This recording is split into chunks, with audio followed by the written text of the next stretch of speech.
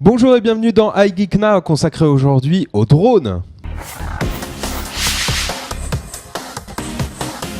C'est déjà un loisir pour certains, mais là on atteint des sommets avec de la compétition. Vous pouvez le voir, Erwan est tout content d'avoir un petit casque qui permet de piloter ces drones que vous voyez sur la table, ce drone, le Vortex. En FPV. En FPV, en immersion totale avec cette belle télécommande. Évidemment, pour en parler, on a le Martien à côté de moi, Erwan, mais aussi Hervé avec qui Bonjour. on va parler de sa compétition, le FPV Air Show qui aura lieu, je crois, au mois de mai, c'est ça? Mois de mai à Pourrières dans le Var. D'accord, alors on va commencer par le plus simple. Qu'est-ce que c'est que cette compétition, Hervé? Alors cette compétition, c'est ce qu'on appelle du FPV Racing, course de drones. Donc en fait, l'idée c'est d'avoir plusieurs drones comme ça, pilotés par plusieurs personnes, Ouais. qui volent en même temps sur un circuit ambiance border cross. Donc c'est des courses Tout simplement. de drones avec ce genre de petits engins. Il y a aussi d'autres compétitions, Il y a d'autres disciplines. durant cet événement. Il y a du freestyle, Ouais, où les gens vont voler à travers et autour d'une structure métallique pour faire des figures. d'accord. Il y aura une épreuve par équipe, Ouais, où 10 équipes de 5 pilotes vont s'affronter.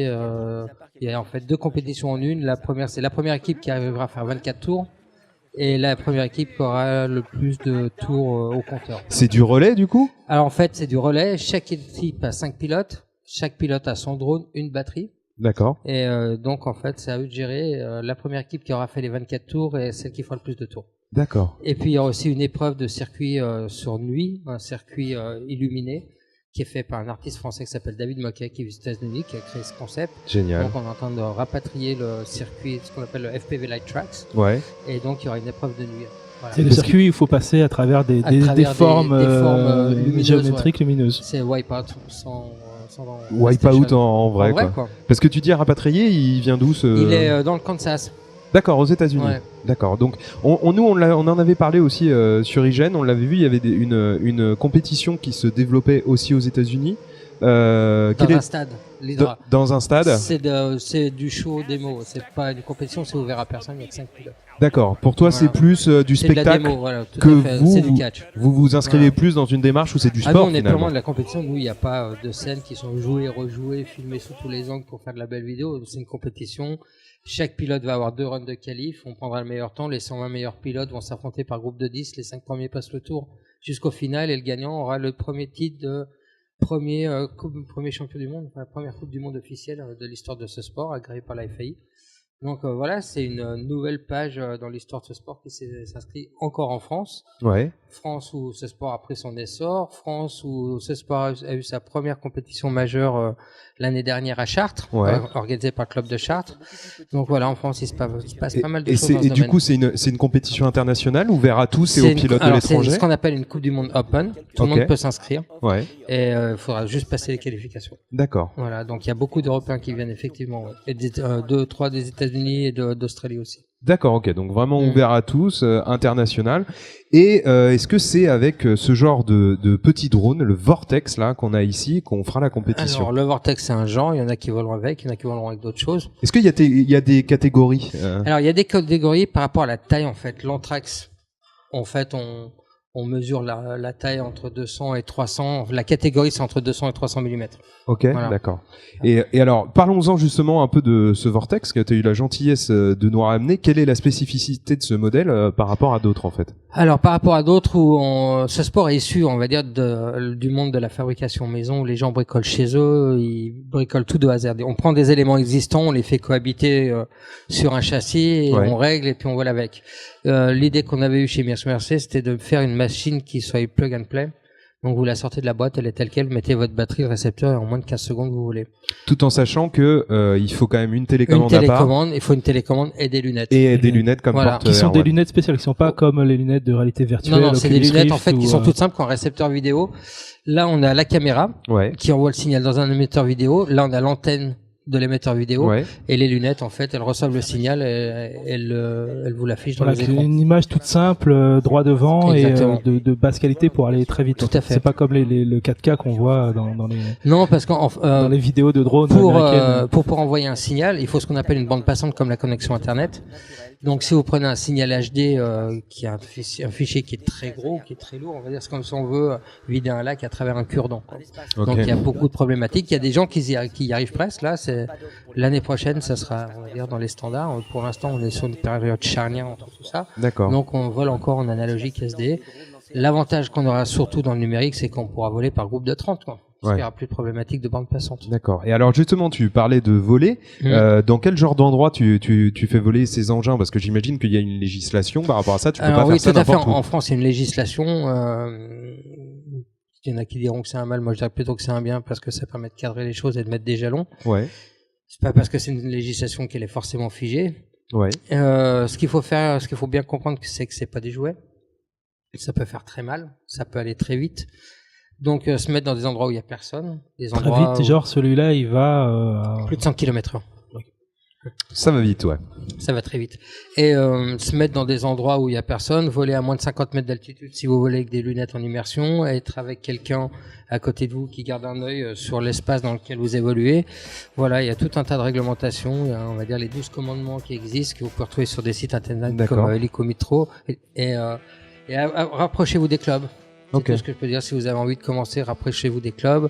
Si on veut essayer, ouais, c'est la meilleure méthode. La pour meilleure en méthode, prendre en main, pour c'est d'aller voir les s'initier. clubs. Les clubs donneront pas forcément tous un bon accueil parce que il y a pas un conflit générationnel, mais ce sport-là, il n'était pas tellement apprécié des standards du modélisme. Il n'y a pas de balsa, il n'y a pas de colle à bois, donc les papis ne comprennent pas.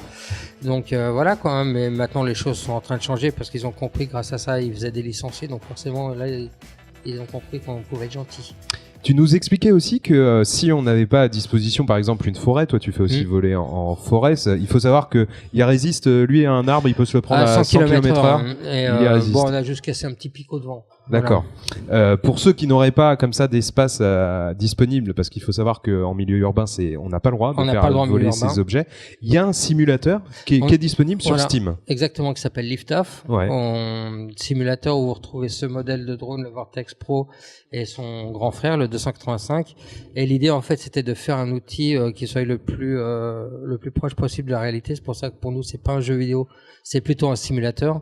Et ça permet aux gens de practice à fond quand il fait moche et sans sortir de chez eux, travailler tout le psychomoteur, la coordination et tout ça. Ouais. D'accord, ok. Et l'armée de l'air à Salon-de-Provence l'utilise pour former ses pilotes de l'équipe de course de drone. Ok. Donc l'armée de l'air a sa propre équipe. Elle est en train de monter sa propre équipe. Ouais. Et elle sera elle sera à la Coupe du Monde. On est en train de préparer 10 pilotes. On va se prendre une branlée, on le sait, on y va pour apprendre, mais je pense que l'année prochaine, ils vont distribuer pas mal de copies au cul. Et alors là, pour l'instant, il y a des courses donc dans des milieux en extérieur. Ouais. Est-ce qu'on peut imaginer dans le futur, par exemple, du mapping 3D, de la projection sur les murs? On peut tout imaginer. Les seuls problèmes qu'il y a dans le vol en intérieur, ce sont des problèmes technologiques. Dans les bâtiments où il y a une forte proportion de surface métallique, les ondes, en fait, c'est comme si vous prenez un robinet d'eau. Parle bien dans le micro. Quand vous ouvrez le robinet, l'eau s'en va. Si vous mettez votre main, vous éclaboussez. Et là, en fait, dans des bâtiments métalliques, les ondes ne se dispersent pas. Donc, elles rebondissent et l'image, vous voyez rien. D'accord. Okay. Donc, ça, ce sera réglé avec la vidéo HD, parce que ça marche avec d'autres procédés. Parce qu'on peut imaginer avec une projection avoir carrément un décor de Wipeout, je sais pas, de Mario Kart. Vous pouvez carrément faire des segments dans un énorme parking souterrain avec des tranches. L'une, c'est le désert, l'autre, c'est les montagnes. Ouais, génial. Ah, mais carrément, hein. Ah non, mais faut surtout pas s'interdire de le faire. Justement, pour toi, quel est le futur de la compétition? Quelles sont les prochaines étapes? Le futur de la compétition, il passe comme tout développement des sports, il passe par la création d'espaces de pratique réglementés dans les villes et pas à 150 km de là où il y a personne, parce qu'avec l'urbanisation, il y aura pas de terrain possible.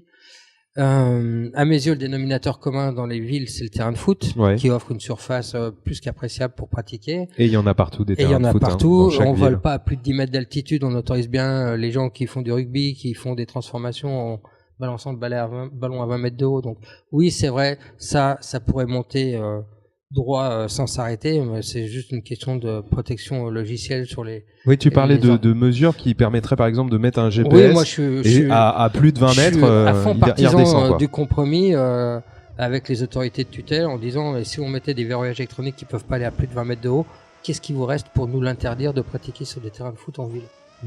En quoi on serait plus dangereux? Il n'y a jamais eu de mort avec ça.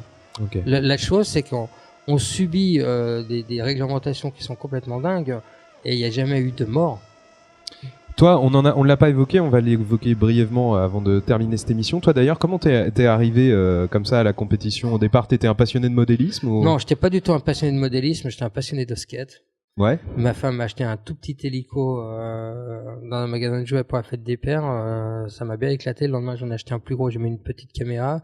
Ça m'a encore plus éclaté. Après, j'ai pris une aile pour faire du long range. Là, ça m'a vraiment éclaté. Qu'est-ce que t'appelles du long range? C'est des grands vols, des vols promenades en montagne. D'accord. Et puis, avec un appareil du coup, un caméscope ou juste non, juste une aile, une caméra, un émetteur vidéo. Mais en immersion. Ouais, toujours en immersion. Ok, donc t'es au niveau des montagnes et des nuages, voilà, en immersion. Et on se promène. C'est carrément interdit, faut pas le faire. Ok. Sale gamin. Ça donne pourtant très envie. Bah ouais, non, mais ça donne super envie. Mais ceci dit, on peut le faire dans des endroits où il y a vraiment personne. À part des mouflons et voilà. Ça va. Et ça me plaisait pas. J'aimais pas le côté statique, genre moustique. Ouais. Et puis un jour j'ai du décidé, vortex, qui est un peu non, plus les rapide, un peu plus vite. voilà, les choses. J'aimais bien le côté glissade comme le snowboard, des ailes et des avions. Quoi. Ouais. Et puis un jour j'ai décidé de m'y mettre et pour apprendre ça, je me suis dit je vais me mettre en forêt comme ça. Le jour où j'apprendrai, je saurais voler en forêt, je saurais voler n'importe où. Et donc je commence à m'éclater en forêt. Entre temps, j'ai rencontré d'autres personnes et puis un jour j'ai eu l'idée, je voulais voir ce que ça comprenait de faire une course de drone. Donc je dis voilà, on va faire une course de drone ou en forêt forcément, donc avec des gros yeux. Et puis on a fait une mise en situation dans les bois, une journée de mise en situation en fait comme si c'était une vraie course de drone. Et puis on s'est vraiment bien éclaté. Il y a toute une communauté là qui s'est fédérée autour du drone. On a fait une petite vidéo parce qu'on s'est vraiment éclaté en partant du principe que si les gens ils ont un bout de forêt des potes des drones, il n'y a pas de raison qu'ils s'amusent pas comme nous. Autant leur donner envie ou leur dire bah voilà, toi t'as juste besoin de ça pour t'éclater. Et puis en fait ça a été un raz-de-marée. Génial. Ouais, et du coup, alors si on veut s'y mettre, ça, par exemple, l'ensemble là coûterait combien en fait?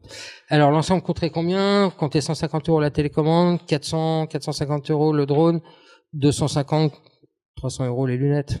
Ouais, si on est bricoleur, si on prend cette base-là, est-ce qu'on peut vraiment la customiser pour essayer d'être meilleur en fait, bricoleur, en compétition? Tu vas carrément pas prendre ça du tout. Tu vas te prendre un châssis nu, tu vas te prendre des moteurs nus, des contrôleurs nus, puis tu vas te faire ça à ta sauce. Là, vraiment, au niveau des règles du règlement de la compétition, on peut vraiment essayer de faire des trucs. Tu peux faire tout ce que tu veux. Ce qu'il faut, c'est respecter la taille, le voltage de la batterie. En compétition, on a le droit à 14 volts maximum.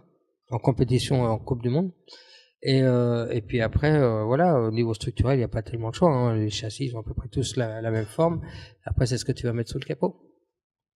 On parlait de club, mais il n'y a pas encore de système commercial où on peut aller juste essayer. Non, il n'y a pas encore de système commercial. Comme de faire du paintball ou du kart, on ne peut pas encore faire ça. Quoi. Tant que tu n'auras pas une technologie qui réglera le problème de la vidéo indoor, toutes les structures dans lesquelles tu pourrais faire ça sont forcément généralement des entrepôts avec des murs métalliques. Ouais. Donc forcément, on peut pas faire sur un grand terrain privé ou... Un grand terrain privé, oui, si ça pourrait se faire dehors. Des gens qui ont des terrains de cartes, ils pourraient aussi. Un copain de l'armée qui prête son espace aérien, non, c'est pas possible. Si on connaît un général 5 étoiles. Ouais. Dans le genre, on pourrait. Mais de toute façon, on y arrivera parce que si le sport se développe intelligemment, la nécessité d'espace de pratique, elle deviendra tellement fondamentale qu'à un moment, elle sera obligée d'être mise sur la table. Et au niveau de loisirs, juste comme ça, c'est faisable? Genre, si j'arrive et que tu me passes le truc, est-ce que je peux essayer de faire une petite course en pas trop longtemps ou m'amuser un petit peu avec? Sur un terrain où il y a personne, si tu respectes les 12 bons commandements, entre guillemets, oui, tu peux. Faut simplement pas oublier que c'est pas des jouets, ça c'est vraiment des drones de course. Il y a des drones qui sont des jouets, il y a des drones qui sont super accessibles, comme le Bebop de Parrot, qui sont vraiment, je dirais, pratiquement inoffensifs, et ça vous donne déjà une idée de comment ça se pilote et d'éprouver du plaisir. En plus, vous pouvez faire de la vidéo avec. Là, c'est pas tellement optimisé pour ça. Là, c'est vraiment la course. Hein. Là, c'est vraiment la course. Alors, on peut mettre des GoPro, hein, c'est ce que font. Il y a des supports qui se mettent là pour mettre les GoPro, mais en course, les pilotes, 20 grammes de plus, ils font la gueule, donc mettre une GoPro, ils l'enlèvent, quoi. Parce que c'est un peu comme une Formule 1, d'ailleurs, ça en fait un peu le bruit. Hein. Le problème, c'est quand tu vas prendre des virages à fond, 20 grammes avec l'inertie, les forces centrifuges, tu ressens, quoi. Donc le poids comportementalement parlant, tu ressens. Donc on en est par exemple pour celui-là, pour nos pilotes, on a fait des kits light où au lieu d'avoir du carbone de 4 mm, il fait 3 mm et les vis au lieu d'être en acier, elles sont en titane. D'accord. Et on gagne 40 grammes. Si je veux m'y mettre à fond, Super je peux intéressant. en acheter un demain et aller à la compétition. Tout à fait. Me faire Bien éclater. sûr, Paris, il y T'es a en des train de le magasins chauffer, comme là. Studio Sport. Vous allez chez Studio Sport à Paris, à Boulogne, et ils en ont des wagons. C'est encore ouvert, hein, la compétition? Ouais, c'est Faut ouvert. s'inscrire. Ouais. Ça y est, il Il est reste parti, une là. vingtaine de places là. Non, mais moi, je pourrais pas. Moi, je vais être malade avec ça. En 2 secondes, je vais être malade. Les trucs, Bon, je vais pas pouvoir En tenir. tout cas, la prochaine étape, c'est donc le FPV Et Air Air Show Show, à Pourrières. qui sera diffusé sur Dailymotion, je crois. Oui, avec notre partenaire Dailymotion que je remercie, qui va mettre en avant l'événement parce qu'ils sont On convaincus pourra que ce suivre sport, ça, hein, si on va pas... c'est vraiment le nouveau sport mécanique depuis 50 ans, quoi. Ça Ouais. permet d'être proche du spectacle aussi, non, Carrément. d'avoir le. Et là, on va avoir, On aura les va vues essayer de mettre les externes, ça moyens. sera en immersion. Voilà, on aura les vues des drones embarqués, donc les vues Mhm. des pilotes, plus les vues extérieures. Donc on a un réalisateur qui va être là, qui sa mission, ce sera de vous faire aimer ce sport. Nickel. Bah Voilà. écoute, toi Parfait. tu participes beaucoup à nous faire aimer et ce sport. En tout cas, Hervé, je te remercie mieux. beaucoup de ta présence et de nous avoir présenté ce petit drone Vortex. Et regarde, quand tu fais comme ça dessus, il se mord regarde. Ah, il marche pas. Ah, si, Ah, tu vois. magnifique. tu vois. Pas mal. Allez, C'est magique. file. Salut. Ciao. Et nous aussi, on vous dit à bientôt. Vous nous retrouvez bientôt, et bien évidemment sur IGN pour encore plus d'infos sur les drones, sur notre page Facebook, mais aussi sur notre Twitter, toujours @IGNFRA. On se retrouve pour une prochaine émission. À bientôt. Ciao. Ciao. Salut. Bon vol.